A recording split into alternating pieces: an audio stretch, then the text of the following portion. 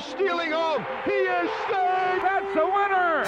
A World Series winner for the Cardinals. Into the field. Number 70. Go crazy, folks. Go crazy. It's a home run. And the Cardinals. Hey, Cardinal fans, Joe Buck here. You know, there are so many great memories that have made Busch Stadium the special place that it is today. Earlier this month, we asked you to log on to the Cardinals website and pick your very favorite moments here at Busch since 1966. After all, you're known across the country as the best fans in baseball. So it's only right that you pick the top 10 moments in Busch Stadium history. The race was tight, and we've tallied your votes. So stay tuned to see what made the cut. Relive the many memories of Busch Stadium. You know, it's hard to narrow down the 10 greatest moments in Busch Stadium's 40-year history. So let's take a moment to remember these honorable mentions that may not have cracked our top 10, but are truly honorable. 2 down. Sacks jammed. Lavelle at the belt. Checks. Brummer stealing home. He is saved, and the Cardinals win. First and third, nobody out. The pitch. Swing and a high fly ball to left. Way back at the track. It's a 3-run home run for Tom Lawless. That is hard to imagine. I don't know how much more energy you have left, but here he is. Go crazy, folks. Go crazy. Here's the Wizard.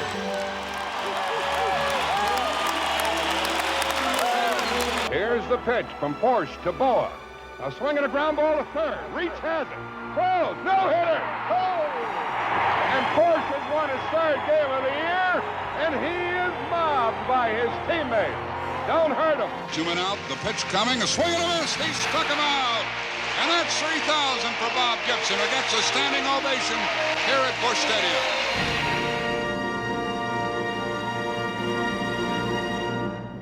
Okay, let's get started. Here's what you voted as the 10th greatest moment in Busch Stadium history. Breaking records was the name of the game in the summer of 1998. McGwire was familiar with blowing past records set by baseball greats before him. The home run race between McGwire and Sosa brought fans back to baseball and further immortalized Roger Maris and Babe Ruth. But after hitting the longest home run ever measured in Busch Stadium and breaking Maris's single-season home run record, McGwire thought he'd add one more record to his resume. In his final at-bat of the season, Mark McGwire launched a rocket off Montreal Expos pitcher Carl Pavano, rounding out his summer as home run king at 70. Take a good long look. This is going to have to last you until next March in Florida. First and third, 2 out. Into the field! Number 70! How much more can you give us, Big Mac? Number 70!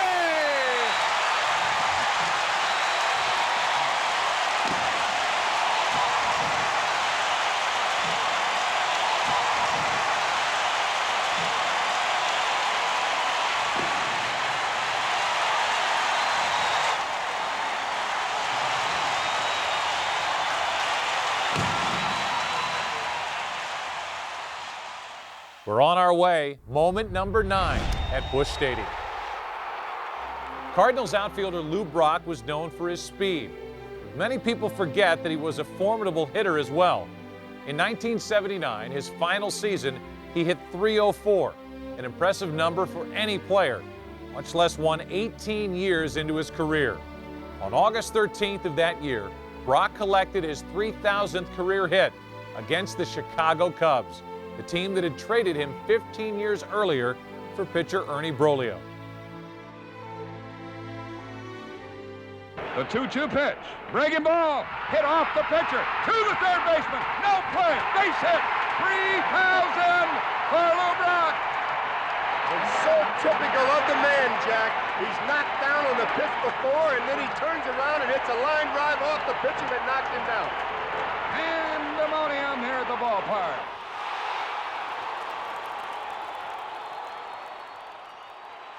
You can't forget this one. Busch Stadium memory number 8. October 21st, 2004. The Cardinals defeat the Houston Astros in Game 7 of the NLCS to reach the World Series for the first time in 17 years. Game 6 of the NLCS finished dramatically with a 12th inning home run by Gold Glove winner Jim Edmonds. But Game 7 provided as much drama and excitement and the ultimate reward in a return trip to the Fall Classic. The Cardinals had home field advantage here at raucous Busch Stadium, but eventual Cy Young winner Roger Clemens was on the mound for Houston, who took an early lead that would have grown if not for a brilliant catch by Jim Edmonds that inspired the Redbirds to seize the moment. The Cardinals clawed back with a game-tying double in the 6th by Albert Pujols, followed seconds later by a laser beam home run by Scott Rowland to give the Cardinals a 4-2 lead, turning Busch Stadium into a madhouse. The Cardinals added an insurance run in the 8th, and 3 Houston outs later, the Cardinals were National League champions. Listen to this crowd. And I'm going to tell you, folks, this crowd has played a big part in this Cardinal win. It has been sensational here tonight. As he gets the sign, he checks, he kicks, he pitches. Swinging a ground ball to the second baseman. Womack has it. He throws. We're going to Boston, folks. We're going to Boston. The Cardinals are National League champions. They are mobbing the first base scene. Has all the Cardinals out there. They are jumping up and down for joy. They have just won this ball game by the score of 5-2. The Cardinals are National League champions, and this crowd is just simply bonkers. I'll let you listen.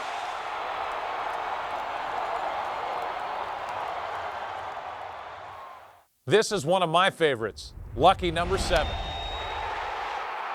In 1964, the Cubs thought they were getting a great deal when they traded a relatively unknown outfielder named Lou Brock for the Cards' veteran pitcher Ernie Broglio. That trade is now widely regarded as one of the greatest in Cardinal history. On September 10, 1974, the running Redbird stole his 105th base of the season, breaking the single-season record previously held by Maury Wills. That year, Brock stole an incredible 118 bases and, during his 19-year career, surpassed Ty Cobb's record with 938 steals. Phillies infielder Larry Bowa once said of Brock, "Everybody in the park knows he's going to run, and he makes it anyway." Hindsight is 20/20, right, Cub fans? Brock takes the lead. Ruthven checks him. He is going. The pitch is a strike. The throw, he is there.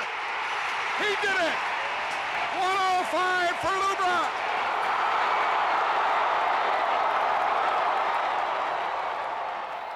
Moving on, let's see the number 6 moment at Busch Stadium. The 2004 Cardinals were the hottest team in baseball, known for its power and depth.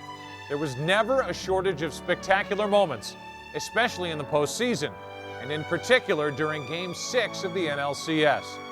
Trailing the Houston Astros 3-2, the game was gridlocked heading into the bottom of the 12th, with Dan Maselli of Houston on the mound.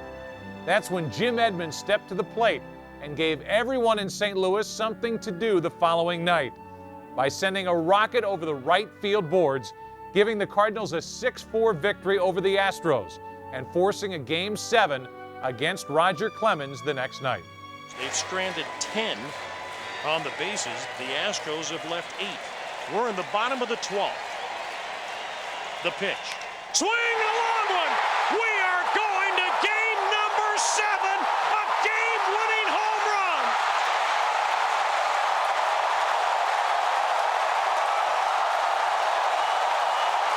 A flare for the dramatic.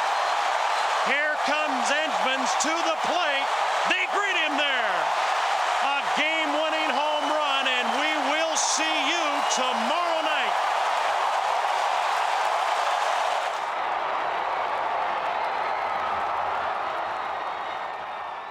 This one is a little extra special to me.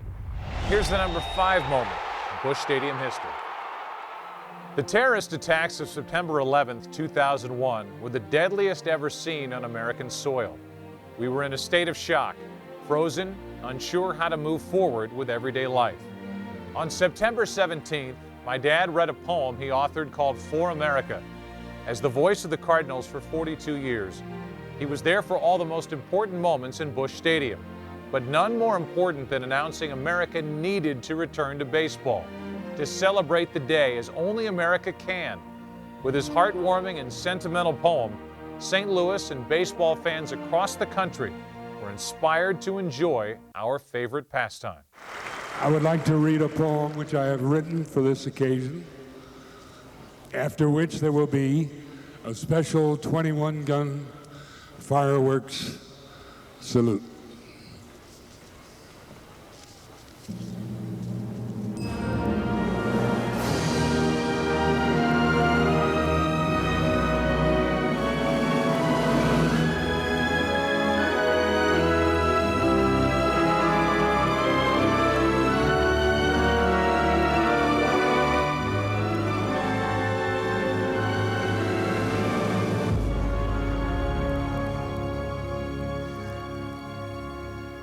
Since this nation was founded under God more than 200 years ago, we have been the bastion of freedom, the light that keeps the free world aglow.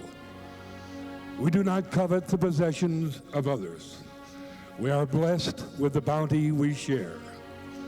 We have rushed to help other nations, anything, anytime, anywhere.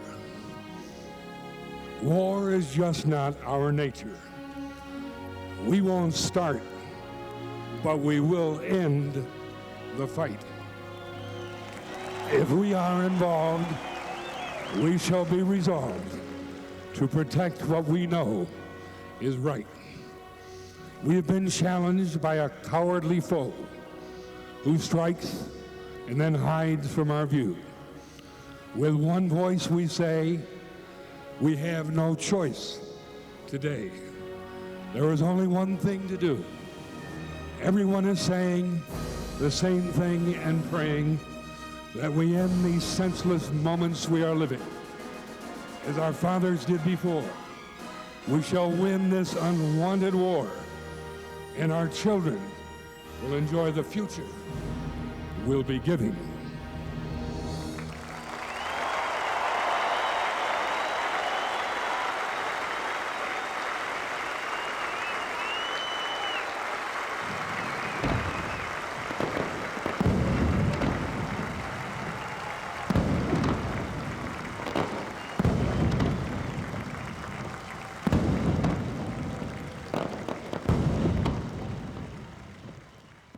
Here's a good one. Busch Stadium moment number 4. Bob Gibson, or Gibby as I like to call him, is easily one of the best big game pitchers of all time. On October 2nd, 1968, he won his 6th straight World Series game with a record 17 strikeouts against the Tigers. That season turned out to be one of the best of Gibson's career, boasting 22 wins and a 1.12 ERA. A number that to this day is unmatched in National League history.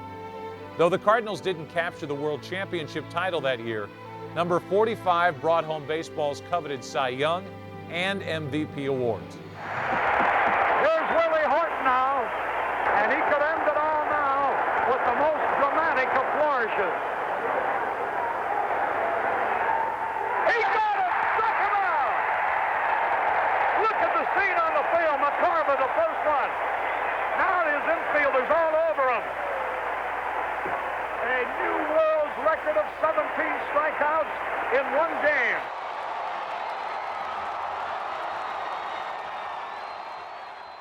We're getting close now. Here's your pick for number 3.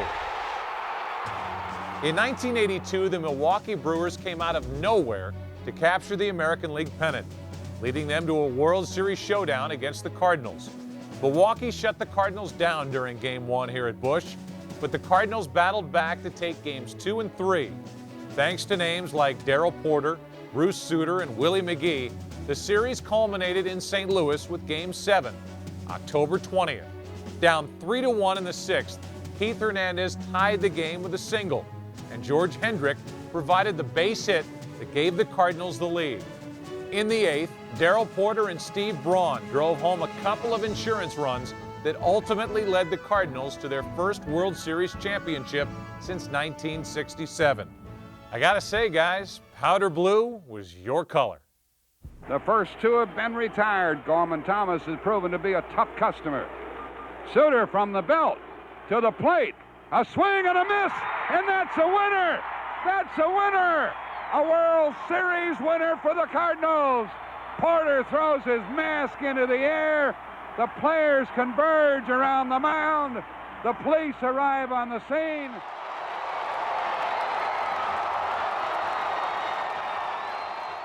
And now the runner-up for your favorite memory at Busch Stadium. Number 2. September 8th, 1998. The night a 37-year-old home run record held by Roger Maris fell. Mark McGwire steps to the plate in the 4th inning. With Steve Traxel of the Cubs on the mound, McGwire hits an 88-mile-per-hour fastball toward the left field foul pole. McGwire and fans had to wait only seconds to see his shot clear the wall by just 3 feet.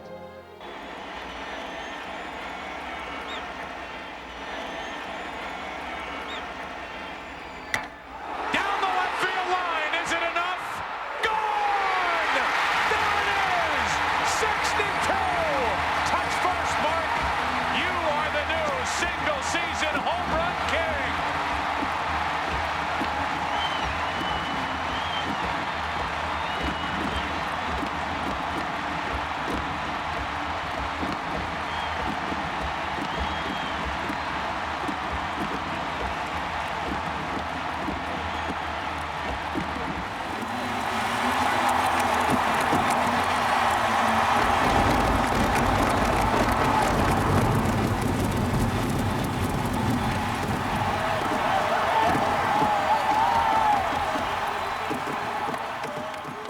This is it, your top pick, the most memorable moment at Busch Stadium. And it's no surprise, is it? It's the battle cry for Cardinals fans. Go crazy, folks, go crazy. The date, October 14th, 1985. Game 5 of the NLCS. The batter, shortstop, switch hitter Ozzie Smith. Known for his glove, not his power. The Wizard rocked the first left-handed home run of his career off the Dodgers' Tom Niedenfuer in the bottom of the 9th inning to give the Cardinals a victory and yet another World Series appearance. Smith corks one into right down the line. It may go. Go crazy, folks. Go crazy. It's a home run, and the Cardinals have won the game by the score of 3-2 on a home run by the Wizard. Go crazy.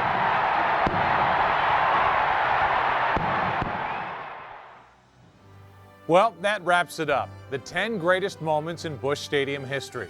Time flies when you're having nearly 4 decades of fun, right? Be on the lookout this fall for a full-length video tribute to Busch Stadium, recapturing forever all of the great moments that took place under the arches. As my dad used to sign off, thanks for your time, this time, till next time, so long.